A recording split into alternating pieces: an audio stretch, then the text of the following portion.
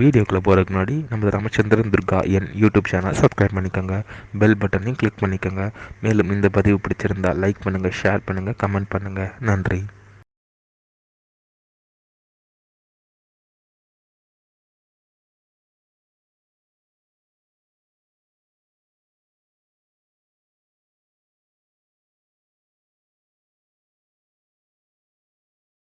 நமः ஹரி ஓம் ஸ்ரீ மகாகணாதிபதியே நமः. அனைவருக்கும் முதற்கண் கொடான கோடி நமஸ்காரங்கள், வணக்கங்கள், வந்தனங்கள். அனைவருக்கும் அன்பு கலந்த இனிய ஆசீர்வாதங்கள். நமது ராமச்சந்திரன் துர்கா என்ற யூடியூப் சேனலிலே பிறப்பு இறப்பு தீட்டு என்கின்ற தலைப்பிலே இறந்தவர்களுக்கு யார் கர்மா செய்ய வேண்டும் என்பதை சொல்லி வருகின்றோம். அதனுடைய தொடர்ச்சியானது இன்றைக்கும் சொல்ல இருக்கின்றோம். ஆகவே அனைவரும் இந்த வீடியோ பதிவினை ஆரம்ப முதல் கடைசி வரை முழுவதுமாக பார்த்து தங்களது குடும்பத்தில் உங்களது தாயாரோ தகப்பனாரோ மரணித்து இறந்து விட்டால் அதன் பிரகாரம் நிச்சயமாக கண்டிப்பாக செய்யுங்கள். அவர் அதன் பிரகாரம் கடைபிடித்துக் கொண்டீர்களேயானால் நிச்சயமாக கண்டிப்பாக உங்களது பித்திருக்கள் முன்னோருடைய பரிபூர்ண கிருபா கடாட்சமும் பரிபூர்ண ஆசியும் நிச்சயமாக உங்கள் அனைவரையும் வந்து சேரும். அதில் சந்தேகமே இல்லை.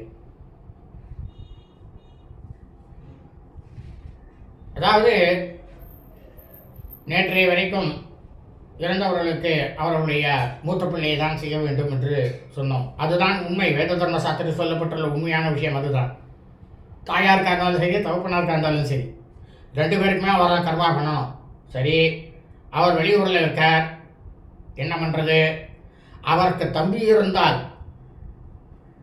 கடைசியாக இருக்கக்கூடிய தம்பி, நடுவில் என்ன 4 பிள்ளைகள் வாழ்க்கை, முதல் புள்ள பண்ணணும் இல்லைன்னா கடைசி புள்ள பண்ணணும்னு சொன்னேன். அந்த கடைசி புள்ள தான் பண்ணலாம், 2வது புள்ளையோ 3வது புள்ளையோ பண்ணப்படாது. சரி, இதே அவருக்கு மூத்த பிள்ளை இறந்து விடுகிறார்,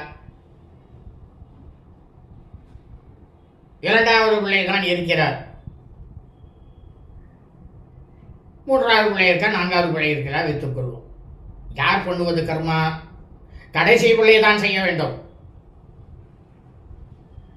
அப்படி மூத்த பிள்ளையும் இல்லை, கடைசி பிள்ளையும் இல்லை, நடுவில் பிறந்த 2 பேர் மட்டும் இருக்கா. தாயார் தோப்பனாக இருக்குது, தாயார் தோப்பனாக இருக்கா நீண்ட ஆயுளோட, அவன் மரணிச்சிடுறா. அப்போ யார் செய்யறது?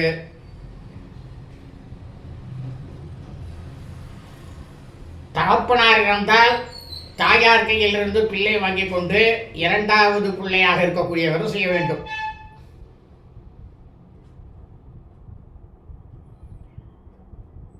அப்படி தாயார் இறந்து விட்டால் தகப்பனாரே செய்து விடுவார். அப்போ பிள்ளைக்கு அந்த இடத்துல கர்மாக்கு இல்லை. இல்லைனாக்கா தகப்பனார் கையில் பிள்ளை வாங்கிட்டு அவர் செய்யணும். இதை தான் சாஸ்திரம் சொல்றது.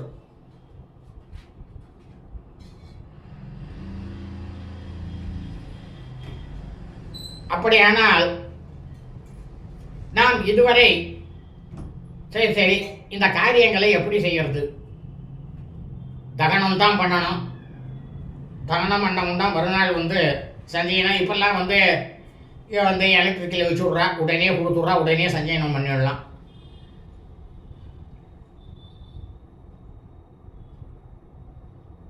இந்த இறந்தவர்கள் இறந்த அந்த நொடியாக இருக்கக்கூடிய அந்த தினத்தில் இருக்கக்கூடிய திதியைத்தான் கணக்கில் வைத்துக் கொள்ள வேண்டும்.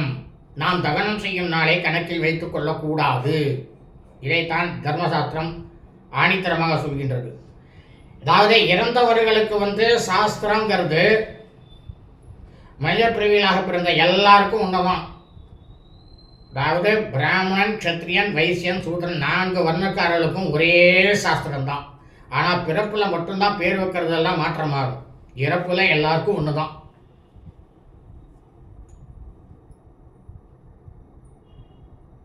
இதை நாளடைவில் மனிதனாகப்பட்ட நாம் எல்லாத்தையும் மாற்றிட்டோம்.